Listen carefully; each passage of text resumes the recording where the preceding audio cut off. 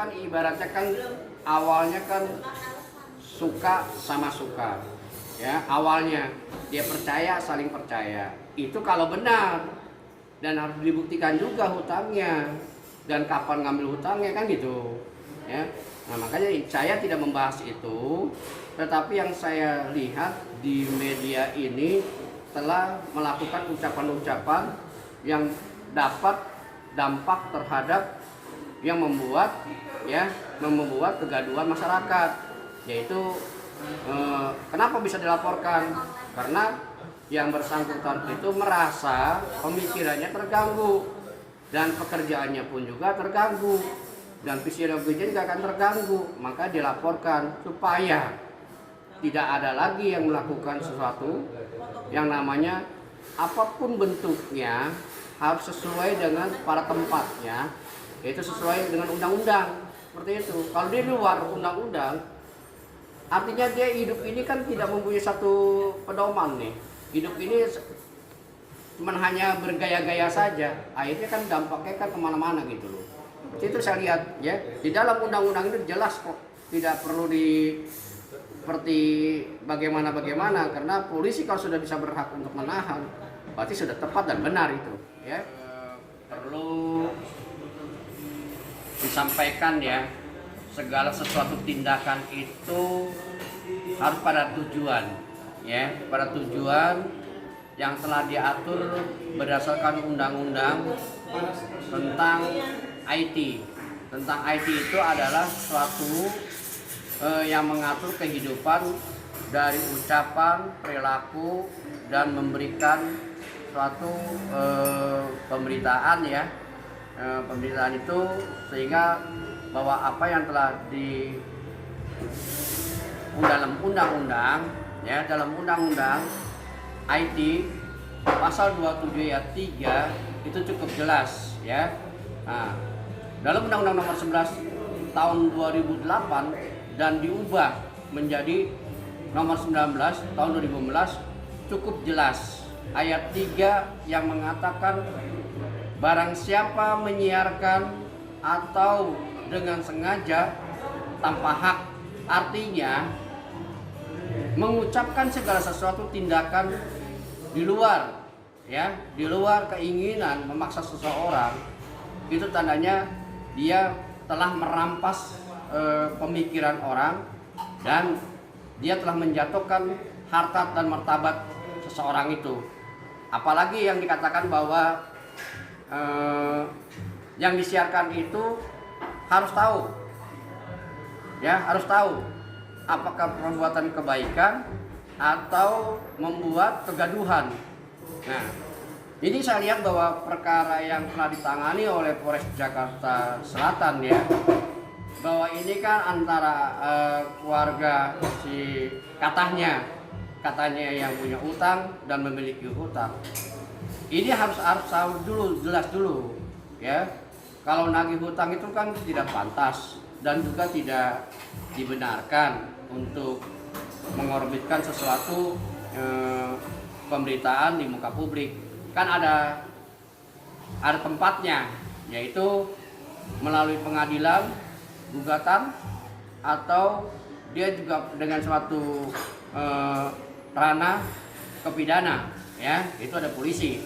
Nah, kalau dia sampaikan melalui konten ya, penyiaran yang menyinggung perasaan orang ya, yang menjatuhkan harkat dan martabat seseorang, akhirnya berdampak kepada pemberitaan itu. Nah, ini kita lihat maksud dan tujuannya menyiarkan itu apa? Apakah dia diberi kuasa atau buktinya sudah ada?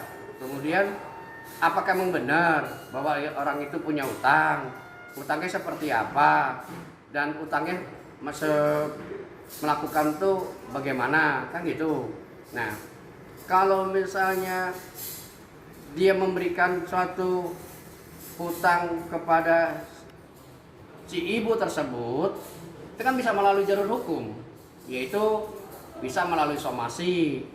Kemudian tidak ada mediasi, perdamaian, maka kan melakukan upaya hukum, yaitu bisa melalui gugatan pengadilan. Nah, bukan tata cara menagih hutang itu berkoar-koar, sehingga kegaduhan-kegaduhan ini di hadapan masyarakat luas yang tidak baik dan tidak mendidik juga. Apalagi ya yang mengatakan dengan sengaja dia niatnya, yaitu berpikir polanya pada tujuannya, sehingga dia merugikan terhadap orang yang dirugikan karena ucapan-ucapan itu. Dampaknya adalah orang itu sehingga dikatakan pembunuhan karakter. Itu aja saya lihat ya. Di dalam pasal 22 ayat 3, barang siapa menyiarkan tanpa hak dengan sengaja, maksud dan tujuan tertentu, bisa merugikan pihak orang lain dan menguntungkan dirinya sendiri. Nah, itu udah jelas kan? Merugikan pihak orang lain artinya dalam arti konteks itu telah disiarkan dengan sengaja, dia mengambil keuntungan dengan kepuasan batinnya dan alam pikirannya, sehingga dia disampaikan dengan tercapainya ucapan itu kepada yang bersangkutan. Ya, ini di dalam undang-undang IT itu sudah tercakup ya. Ayat 3 itu pencemaran nama baik dan penghinaan di muka umum. Artinya bahwa ayat 3 itu sudah cukup jelas, apalagi dari ayat 2 dan ayat 3, 4 itu sudah semua tercakup.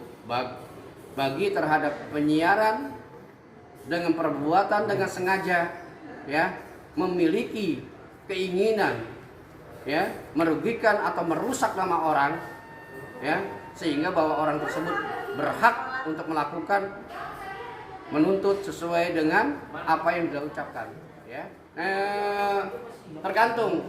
Tergantung nanti bagaimana barang bukti kemudian cukup jelas, nanti tinggal ambil ya dengan posisi-posisi pembuktian dan kemudian juga nanti saksi-saksinya dari beberapa ada saksi ahli ya, ada saksi bahasa kan gitu. Jadi ini kan kalau tercakup dari kataan bahasa dan kemudian ahli mengatakan bahwa ini ada kerugian konteksnya ya, nah mengakibatkan ya pasti dihukumnya sesuai dengan undang-undang, yaitu 5 tahun ke atas.